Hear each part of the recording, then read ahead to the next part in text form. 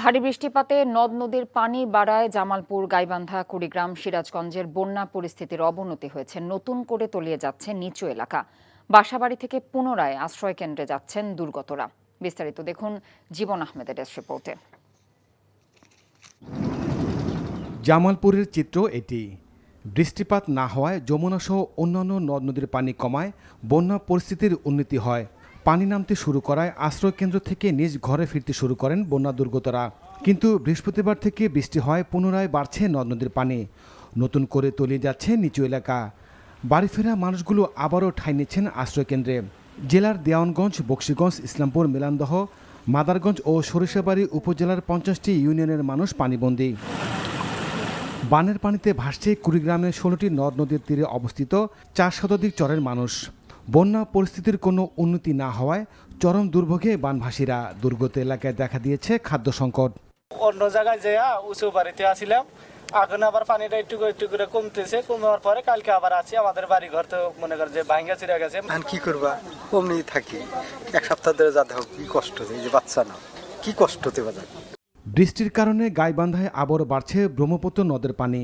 ফলে জেলার সার্বিক বন্যা পরিস্থিতির আরও অবনতি হয়েছে। জেলার 165টি চরাঞ্চল এবং নদী তীরবর্তী অঞ্চলের বসবাসকারী মানুষের দুর্ভোগ বেড়েছে। টানা বর্ষণ ও ঢলে সিরাজগঞ্জে যমুনা সহ অভ্যন্তরীণ নদ নদীর পানি বাড়ছে হু হু করে। নদ নদীর তীরবর্তী ও চরাঞ্চলের কয়েক লাখ মানুষ পানিবন্দী।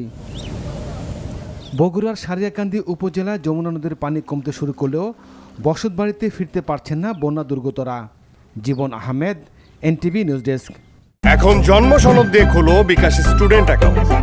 নিজের বিকাশ নিজে কর।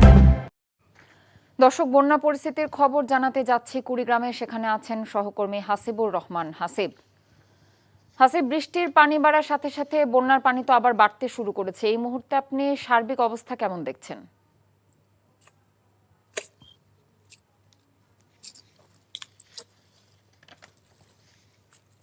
যে কথা, কুড়িগ্রামে কিন্তু গত 3 দিন ধরেই বৃষ্টিপাত হচ্ছে। গতকালকে রাত্রেও খুব মুষলধারে বৃষ্টি হয়েছে। ফলে বন্যা পরিস্থিতির যেটুকু উন্নতি হয়েছিল তা কিন্তু আবারও অবনতির দিকে যাচ্ছে। ইতিমধ্যে ধল্লা, ব্রহ্মপুত্র, দুধকুমার, জিঞ্জিরাম সহ সবকটি নদীর পানি কিন্তু বিপদসীমার উপর দিয়ে প্রবাহিত হচ্ছে।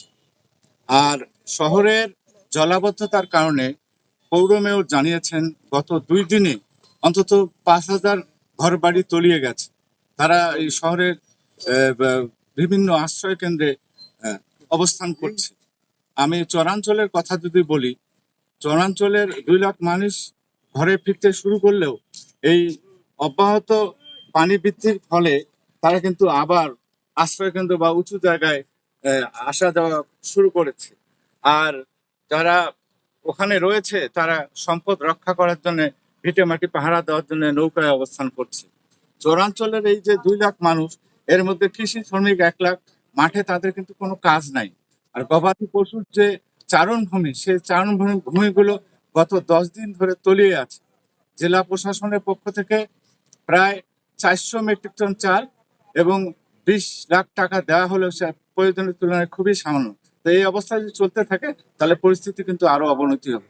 এই ছিল কথা কুড়িগ্রামের সার্বিক বন্যা পরিস্থিতি। এখন জন্ম সনদ দিয়ে খোলো বিকাশ স্টুডেন্ট অ্যাকাউন্ট। নিজের বিকাশ নিজে কর। ভালোবাসাটা কি জানো? 1 মণ দুধের মধ্যে 1 ফোঁটা গরুর চোনা। এই 1 ফোঁটা গরুর চোনা যেমন 1 মণ দুধকে নষ্ট করে দেয়, ঠিক সেরকম ভাবে প্রেম ভালোবাসাটা তোমার ক্যারিয়ারটাকে একদম নষ্ট করে দেবে।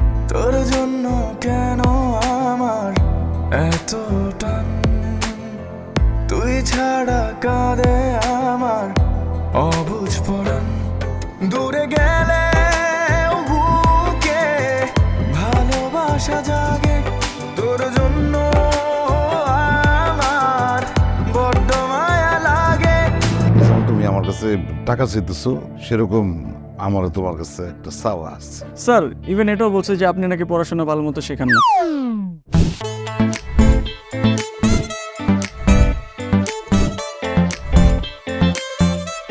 অল্প বয়সে জীবনের সরোবরে ভালোবাসা নামক একটি চোনা ঢুকিয়েছে।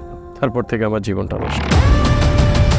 মানুষের জীবনের তাগিদে মাঝে মধ্যে তোর সাথে যেতে হয়, আবার জীবনের প্রয়োজনে ফিরে আসে। আমিও ফিরবো।